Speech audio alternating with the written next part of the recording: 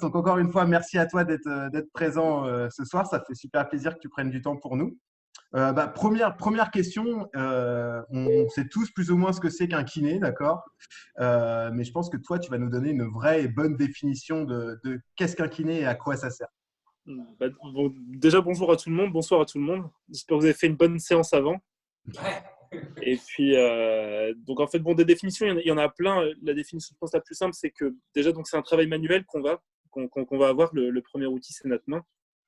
Donc, souvent, on appelle ça masseur kinésithérapeute parce qu'on utilise notamment le massage dans la rééducation. Donc, nous, surtout, ce qu'on fait, c'est de la rééducation. Donc, c'est-à-dire qu'on va travailler la mobilité du corps, qu'elle soit active ou passive, notamment.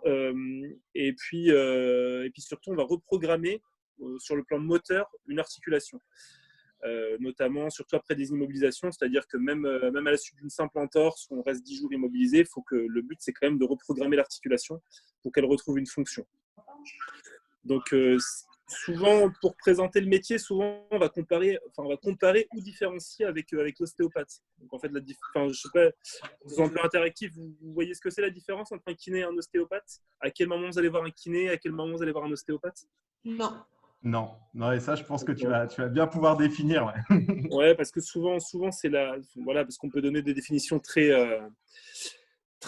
scolaires du métier, mais vraiment savoir déjà déjà les deux sont complémentaires. Il n'y en a pas un qui va se substituer à l'autre, dans le sens où le kiné va redonner de la mobilité, alors que l'ostéopathe va carrément manipuler. L'ostéopathe va avoir déjà une vision globale de l'individu, dans le sens où il va essayer de rétablir un équilibre. Par exemple, vous y allez pour une entorse de cheville ou quelque chose qui est récurrent, un genou douloureux qui est récurrent. Il va vous observer du crâne à l'orteil, en fait, du crâne aux orteils. Il va vraiment tout réharmoniser. Le kiné, on a un rôle beaucoup plus restreint dans la globalité du corps. C'est pour ça que c'est bien déjà de travailler déjà sur un membre, donc sur un pied, on va pouvoir remonter jusqu'à la hanche, jusqu'au bas du dos. Mais après, de retourner vers un ostéopathe, ce qui est bien, c'est que lui va tout réharmoniser pour éviter effectivement une récidive d'une lésion qu'on a pu se causer. Et là où c'est intéressant pour le CrossFit, à chaque fois pour refaire un petit retour, c'est que le CrossFit, comme c'est un sport sans contact, toutes les lésions que vous allez vous créer, c'est des lésions que vous allez créer vous-même. C'est des lésions qui vont être intrinsèques.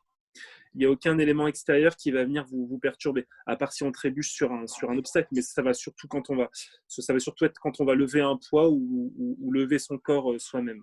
Donc c'est là où c'est important aussi de consulter un ostéopathe déjà régulièrement, même quand on est asymptomatique, quand on n'a pas de douleur. Mais c'est là aussi où c'est important. Donc nous, notre but, c'est vraiment la mobilité. Mobiliser et travailler le système musculo-squelettique, donc musculaire, muscles, tendons et ligaments. Voilà en gros ce qu'on fait. Et pour s'associer un petit peu à l'ostéopathie, donc comme on est moins global, on va quand même faire ce qu'on appelle des manœuvres de thérapie manuelle. C'est-à-dire qu'on va aussi pouvoir recentrer, faire des manœuvres un peu plus haute vélocité sur des articulations spécifiques pour recentrer ou même remettre une articulation, quoi. Voilà en gros notre travail. Donc la kiné, ça va vraiment du sportif à la personne qui est peut-être plus sédentaire, À la à mamie l'enfant. à la mamie qui va faire ses courses 2 fois dans la semaine, quoi. Ouais. Voilà, c'est pour tout ça. La mamie, on la reprogramme autrement. On la reprogramme à bouger et à lutter un peu contre la sédentarité sur des mouvements simples, des mouvements fonctionnels, un peu comme le CrossFit, mais avec effectivement moins de répétitions, moins d'intensité, moins de vélocité aussi. Mais effectivement, ouais, on a aussi un rôle fonctionnel et de rééducation aussi avec ces personnes-là. Ok, cool. Et donc, du coup, pour dire, toi, donc Nasser, tu es donc kiné, tu pratiques aussi Voilà. un sport depuis longtemps, qui est le basket, Voilà. qui, contrairement Voilà. au CrossFit, est un sport où là, il y a des contacts. Donc, Contact, ouais, tout c'est à ce que fait. tu disais, c'est ce que tu disais tout à l'heure. Ouais. Donc, tu as déjà pratiqué, toi, le CrossFit. Je Tout pense à que c'est fait. intéressant et puis avec tout le franc-parler que tu peux avoir, que tu nous exposes un petit peu, toi, la vision que tu as pu avoir du CrossFit avant de pratiquer, en pratiquant, et puis petit à petit qu'on amène voilà, sur les blessures, entre guillemets, récurrentes qu'on peut voir au CrossFit et comment on peut les soigner ou comment on peut les anticiper même. Ouais, les prévenir Voilà. surtout, tout à fait. Ouais. Tout à fait. Parce que de toute façon, déjà, ce qu'il faut se dire, c'est qu'il y aura toujours des lésions. Si vous voulez progresser, il y aura toujours des lésions parce qu'on va toujours travailler sur une barrière seuil. On va toujours être proche de la lésion. Et pour progresser, si on est trop loin de cette barrière, on ne va pas progresser. On va juste s'entretenir.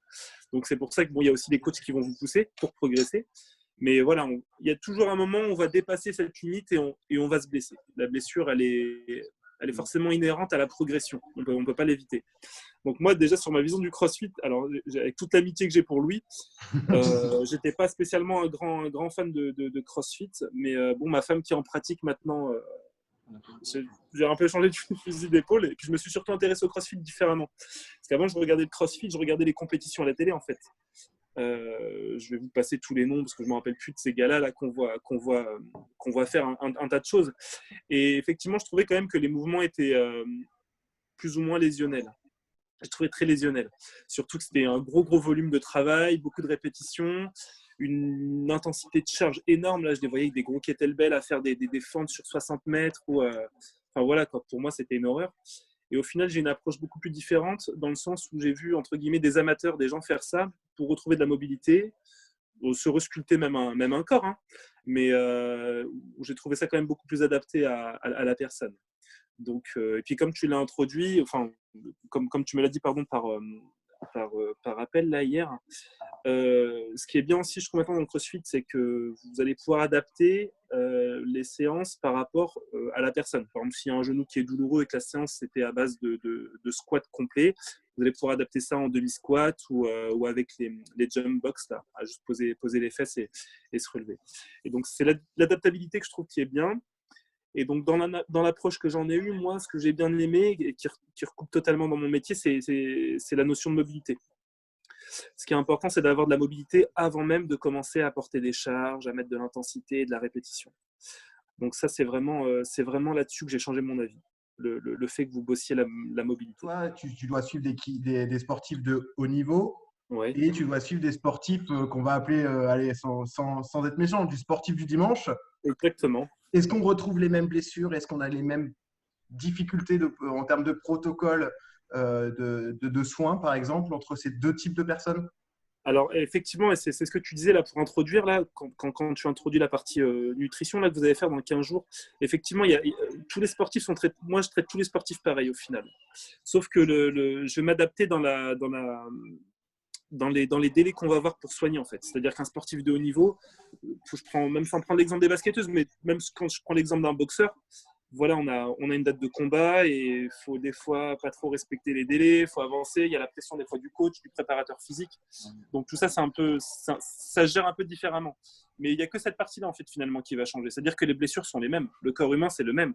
Sauf que celui qui va faire un mouvement avec telle charge et un autre qui va faire le même mouvement avec une autre charge, on va toujours avoir les mêmes lésions parce que c'est les mêmes articulations qui vont être sollicitées. Le sportif de haut niveau, il va être plus paré à ça, mais il va se blesser soit de la même fréquence ou voire plus parce qu'il va mettre plus de charge. Il va avoir un but de progresser beaucoup plus rapidement. Mais sinon, non, on rencontre vraiment les mêmes blessures et la prise en charge est quasiment la même. Hein. Tous les soins que vont avoir les sportifs de haut niveau sont des soins qui sont accessibles aussi aux sportifs du dimanche. Hein. On parle vraiment de ce stress émotionnel. On a tendance à le négliger, mais dans nos vies, on a toujours un petit stress émotionnel de certaines choses. Et il y a des fois, il faut savoir accepter que ça ne va pas, qu'on a une charge de travail, qu'on est soucieux de plein de choses, et qu'à ce moment-là, le corps ne va pas suivre, parce qu'on va perdre en concentration, on va perdre en lucidité. Et c'est là qu'on peut perdre le mouvement, et puis voilà, augmenter les lésions. Et c'est à ce moment-là où peut-être que je vais passer sur une séance plutôt cardio, au lieu de faire une séance où je vais soulever des charges plus lourdes. Hein, ou alors d'écourter un petit peu les séances, mais c'est important. Et c'est vrai que là, je pense où il faut appuyer c'est éduquer les sportifs. Il faut éduquer les sportifs à dire, bon, tu as ton calepin, tu as une feuille, tu as un stylo, on va noter la séance. Qu'est-ce que tu es capable de fournir? Qu'est-ce que tu es venu chercher? Et là, on note. Je peux faire ci, je peux faire ça aujourd'hui. Et puis, dans 2 jours, je ferai ça. Parce que pour parler vraiment du stress du corps, la courbature, il faut la respecter. La courbature, il faut la respecter. Une courbature, c'est une lésion musculaire, mais normale, physiologique. Elle n'est pas pathologique, elle est physiologique. C'est-à-dire que pour progresser, on va à un moment casser de la fibre musculaire. Et cette fibre musculaire, il faut la laisser cicatriser pour qu'on puisse la réutiliser, qu'elle soit plus performante. Si on la casse et on la recasse avant même qu'elle ait synthétisé, on va créer vraiment des lésions qui vont devenir pathologiques. Et le muscle ne va pas progresser. Donc, c'est toutes ces petites notions-là, surtout, qu'il faut avoir en se disant et en se sortant cette phrase magique qui est le repos, c'est le travail invisible. Ça, faut la sortir, faut la marquer en gros, celle-là. Le repos, c'est le travail invisible. Donc, des fois, se laisser 48 heures ou 72 heures de délai, ça permet au corps d'intégrer ce qu'on vient de faire, ça lui permet de digérer ce qu'on vient de faire et de mieux le réutiliser derrière. Salut à tous, merci Nasser et puis Louis là, pour vos interventions, c'est super cool. Parce que même si on ne pose pas de questions, finalement, on a plein de réponses. Non. Faux cul. C'est mon aspect commercial qui fait ça. Non, moi j'ai une petite question pour ma fille Nasser. Elle va avoir 12 ans et elle pratique le CrossFit chez les teens. Et là, depuis quelques temps, elle se plaint du genou. Je pense qu'elle a un Osgood-Schlatter. Ouais. Et, donc, elle fait pas mal de squats dans des séances d'entraînement parce qu'ils ne font pas tout encore les teens. Et c'est vrai qu'il y a pas mal de séances de squats. Et là, aujourd'hui, elle est plutôt en déclin sur les entraînements, les phases d'entraînement, notamment sur les squats, parce qu'elle se plaint toujours du genou. Moi, pour l'avoir eu, on m'a interdit de faire du sport le temps que j'en avais. Et j'ai été 6 ans sans faire de sport. Alors, 6 ans, quand tu fais du judo, que tu commences à rentrer en compétition, que tu avais l'esprit compétiteur, et qu'on t'arrête tout ça du jour au lendemain, moi, j'avais cultivé beaucoup de frustration. Après, je me suis remis dans le sport à fond, ce qui fait que peut-être, probablement aujourd'hui, j'ai beaucoup de petites lésions physiques un petit peu partout, puis aussi parce que je ne suis pas très, très régulier non plus. Moi, pour ma fille, je voudrais savoir ce que tu me préconises aujourd'hui par rapport à ce cas-là. Est-ce qu'elle doit plutôt se préparer en avant par rapport à des types de squats? Est-ce qu'elle doit arrêter les squats et puis travailler autre chose ou différemment? Ça serait quoi ton expertise là-dessus? Ouais. Alors moi aussi, donc j'ai un Osgood-Schlatter là pour situer pour tout le monde. L'Osgood-Schlatter, c'est au niveau du genou, c'est un problème d'ossification, c'est-à-dire que pendant la croissance, les tendons et les os ne vont pas grandir de la même façon.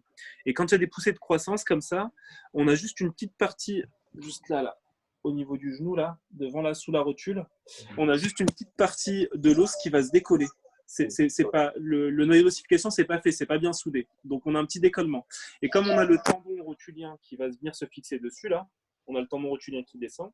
Et ben chaque fois que le tendon rotulien va tirer, ça va créer une espèce de vibration au niveau de l'os, et c'est ça qui crée la douleur. Donc c'est pour ça qu'on appelle ça les maladies de Schlatter, les maladies d'Osgood-Schlatter ou les maladies de Sever au niveau du talon. C'est exactement le même problème. Donc c'est vrai que là-dessus, normalement, on préconise un arrêt total du sport. Ça, c'est ce qu'on préconisait avant.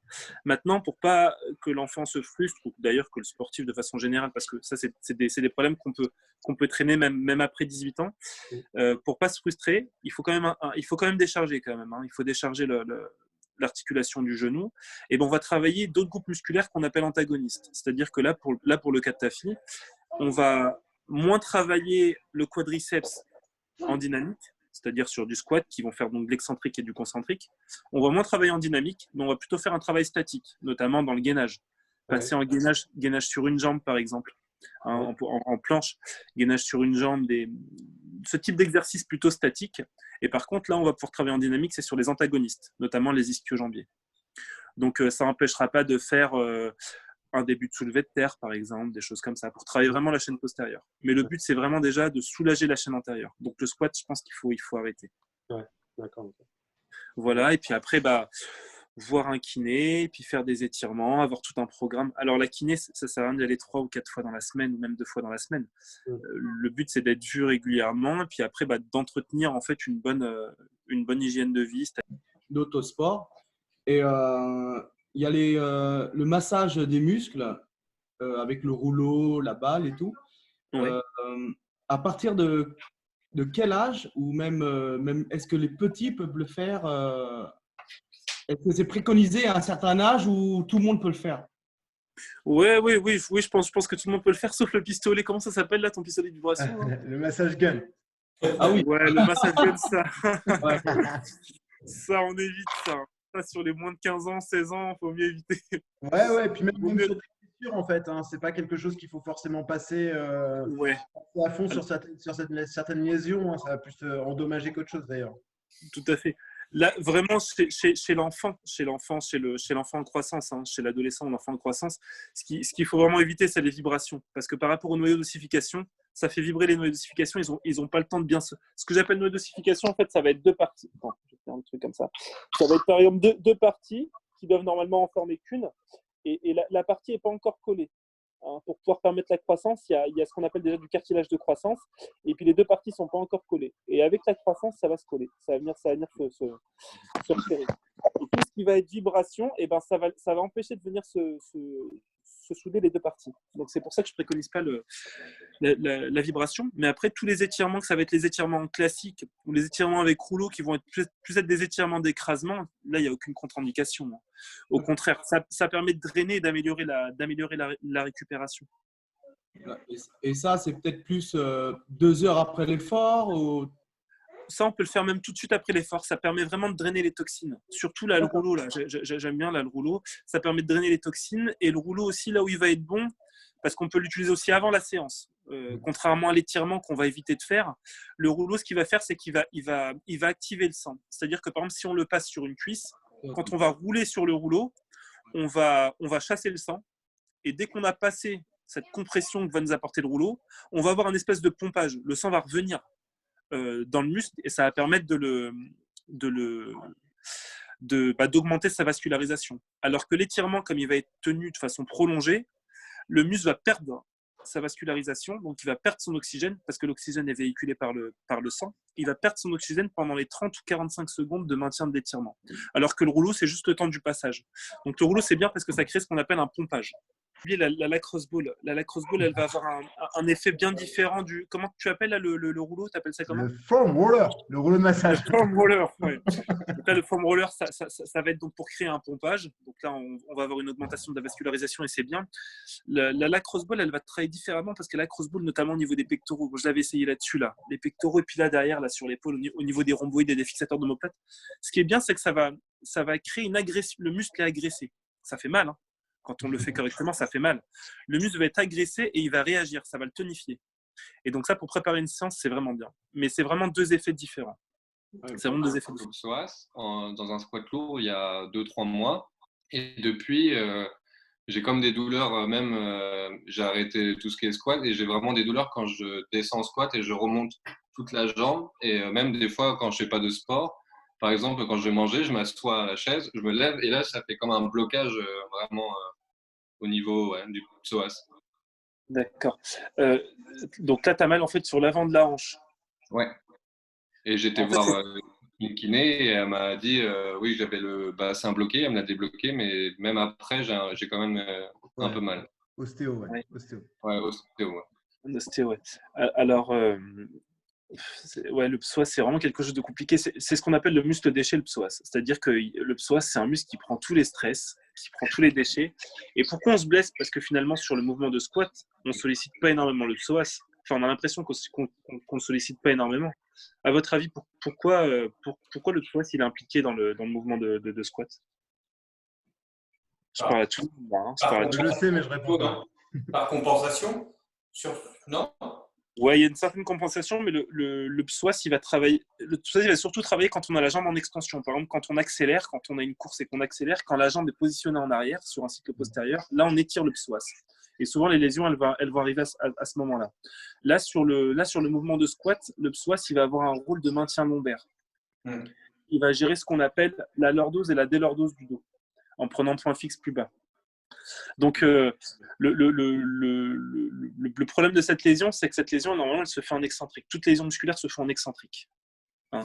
Donc, souvent, ça va être quand on va monter. Donc, il va y avoir souvent des compensations sur le psoas. Donc, avant de savoir si c'est vraiment une lésion du psoas, il faut faire ce qu'on appelle des diagnostics différentiels. C'est-à-dire que ça peut être aussi une lésion haute du quadriceps, parce que le quadriceps s'insère super haut, et des fois, on le confond avec le psoas, ou ça peut être aussi un problème inguinal. Il n'y a pas d'hernie, il n'y a pas de boule qui est ressortie? Non. Parce que ça peut être aussi un problème inguinal sans vraiment qu'il y ait une hernie. Attends, pardon, excusez-moi. Le problème d'avoir des enfants.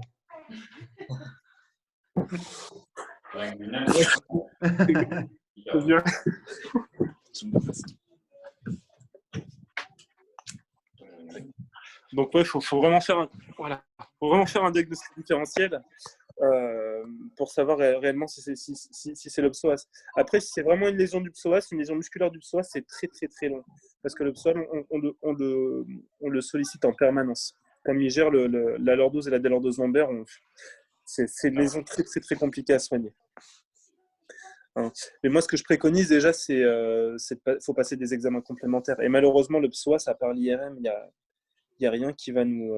L'échographie, il est beaucoup trop profond, on va rien y voir. La radiographie sert à rien, mais je pense vraiment qu'il faut passer une IRM, surtout si c'est un mal qui perdure. D'accord. Voilà, là-dessus, franchement, j'ai pas de préconisation parce que sur une lésion musculaire, on n'étire pas tout de suite. Le top du top sur une lésion musculaire, c'est de travailler en excentrique, c'est de faire du travail excentrique. Ça te parle, le travail excentrique? Ou un petit peu. Pas spécialement sur le psoas, mais de façon générale. Le travail excentrique, c'est tous les mouvements qui permettent de freiner, de freiner le mouvement. Quand on descend en squat, on travaille en excentrique sur les quadriceps. D'accord. Ça, c'est le type de travail. Donc vraiment, les étirements, on les fait vraiment après avoir commencé un travail excentrique. Ok. Voilà, bon courage pour cette lésion. C'est pas une lésion évidente. Ma bobologie aussi. Je me suis fait mal il y a combien de temps maintenant? Fin de prépa pour les championnats là, de force. Je me suis fait des douleurs au niveau des deux épaules, mais surtout au niveau d'une épaule, je pense en compensant, sur du développé couché et sur du travail excentrique en 7 secondes, sur du travail lourd à 100-105% du max. D'accord, ouais. On travaillait très lourd sur de l'excentrique et ça m'a fragilisé l'épaule. Et plus ça allait, plus cette fragilité s'est ressentie sur les autres mouvements jusqu'à se ressentir en fin de prépa. Hein, je ne parle pas maintenant, mais jusqu'à se ressentir sur du front. Voilà. Donc, j'ai bossé sur la mobilité, sur le complexe qui fait quand même vachement du bien. Travail avec la balle, comme on expliquait tout à l'heure, et également en essayant de ne pas pas faire de mouvements qui sont trop douloureux sur cette zone. Alors, ouais, d'accord. Et pour autant, tu vois, je suis toujours en douleur sur du travail comme du shin, comme ça, là, du travail shinro. Là, je suis vraiment en douleur. Je suis vraiment en douleur. Sur du travail d'ouverture, je suis encore en douleur. Ouais. Et sur du travail de coucher, n'en parlons pas. Le développé couché, j'arrive pas à pousser à 30% de ma charge. Je suis dans la douleur. Voilà, pour te donner une idée. Ouais. Ton problème, il est ultra classique. Alors, les épaules, il y a un chiffre qui est véridique. 99, et lui t'en confirmera les faits, 99% des épaules, des problèmes d'épaule se soignent en faisant un rééquilibre musculaire. Là, tout ce que tu as cité, tu n'as parlé que du plan antérieur. Tu n'as jamais parlé du plan postérieur. Je te parle des fixateurs d'omoplate, tu vois. Tout ce qui va être fixateur d'omoplate et les rotateurs, ce qu'on appelle les rotateurs externes. Ça, c'est la coiffe des rotateurs. C'est-à-dire qu'aujourd'hui, tout ce que tu vas le travailler sur ton pectoral et ce qu'on appelle aussi un peu le dentelé antérieur pour compenser. Hein. Mais tu vas avoir tes faisceaux des pectoraux, dentelé antérieur et ton triceps. Globalement, c'est ça qui va fonctionner. Pour que tout ça fonctionne, il faut un rééquilibre du plan postérieur. Okay. Donc, ça va être tous tes fixateurs d'omoplate et tes rotateurs externes. Donc, c'est pour ça que moi, ce que je préconise sur ce genre de problème, c'est pas d'arrêter. Il ne faut pas arrêter. Tu as mal quand tu pompes? Ouais, je suis obligé de faire des pompes surélevées ou à genoux. Je peux même plus faire des pompes jambes tendues. D'accord. Et bien là, pour le coup, effectivement, il faudra alléger. Pour quand même que tu gardes ton geste fonctionnel, il faudra alléger la charge de développé couché ou de pompe. Et surtout, ce qu'il faut faire, c'est travailler les fixateurs d'omoplate. Ouais, tous les antagonistes. Exactement pour le même exemple que la fille de Bao, c'est ça, hein? Oui. Qui avait l'osgood. Ah non, c'était Tonton qui est parti, ouais, qui avait l'osgood. Il faut décharger la partie qui est lésionnelle et charger sur la partie antagoniste. Hein. Souvent, quand on bosse comme ça et puis qu'on recherche la performance et le progrès, surtout si tu travailles sur des RM supérieurs, si tu fais que de l'excentrique, si tu travailles à plus de 100% d'ARM, souvent ce qu'on va avoir, c'est un enroulement des épaules. On va avoir ce qu'on appelle un décentrage de l'épaule. Exactement. Et pour rétablir ça, il faut vraiment travailler sur les fixateurs d'omoplate. Ouais. Alors, pour te donner une idée, c'est vrai que je l'intègre. Alors, on a une prog, hein. On a une prog force par TIF. On a eu des semaines off là. Sur mes semaines off, j'ai intégré beaucoup de travail scapulaire et travail sur les rhomboïdes et tout, renforcement du dos. Mais c'est Alors, très très long. bien. Ouais, c'est très long. Ça vient pas comme ça. Ça vient moins vite que les pecs et c'est moins visible que les pecs, ça c'est clair. Alors, même si on avait des yeux derrière la tête, physiquement, ce serait pas autant visible. Mais vraiment, ça, c'est les muscles invisibles qui nous aident. Alors, les rhomboïdes, c'est pour fixer les omoplates. Mais il y a un muscle dont on parle très rarement, c'est ce qu'on appelle l'infraépineux. On lèse le supraépineux, ça c'est les muscles de la coiffe des rotateurs, mais c'est l'infraépineux qu'il faut travailler. Et l'infraépineux, il se travaille en rotation externe. C'est-à-dire que, tu sais, tu as les exercices avec les élastiques là, qu'on tient comme ça et qu'on emmène là, sur le côté. Hein, tous ces exercices-là, avec une épaule centrée, hein, on n'est pas enroulé. Hein. Ouais, d'accord. Et ça va être sur ces mouvements-là que tu vas rétablir ton épaule. Donc, tout D'accord. ça, on peut travailler soit avec des élastiques. Eh bien, à un moment, les élastiques, ça ne va pas suffire. Surtout toi, si tu travailles à 110-120% de ta RM, tu vas commencer après à travailler sur poulie. Il faut absolument passer sur de la polythérapie, où là, on va travailler de façon déjà asymétrique, hein, déjà sur un bras les rotateurs externes et après avec les deux bras. Mais là, c'est un problème de rééquilibration. Là, tu surcharges tellement ton pectoral que l'épaule, c'est dommage, j'ai pas un bon squelette, l'épaule, elle va se décentrer vers l'avant et tu vas retrouver à chaque fois un pincement ici sur ta jonction. Non, tu vas à chaque fois... des deux côtés. Hein. Et donc là, parce qu'en fait, on a une jonction où l'épaule qui est ronde, elle va rouler comme ça. Et à un moment, à force de rouler, on la sollicite tellement, elle est tellement tirée en avant par le pectoral qu'elle va passer ici. Et puis là, elle va venir coincer. Elle est plus centrée, en fait. Elle va venir pincer ici, là. Et là, on va avoir un blocage. Et comme on va forcer sur le blocage, surtout si tu te mets sur des barres de plus de 100 kg, comme on va forcer sur le blocage, elle va finir par passer, mais elle va venir à chaque fois abraser l'épaule. Donc, fixateur d'omoplate, c'est bien, c'est même très bien, mais rotateur externe, c'est encore mieux. Ouais, ok. Je vais plus intégrer ça. Ouais. Ok. Bon, c'est cool, Nasser. Merci. Ces phases bobologie. Ouais.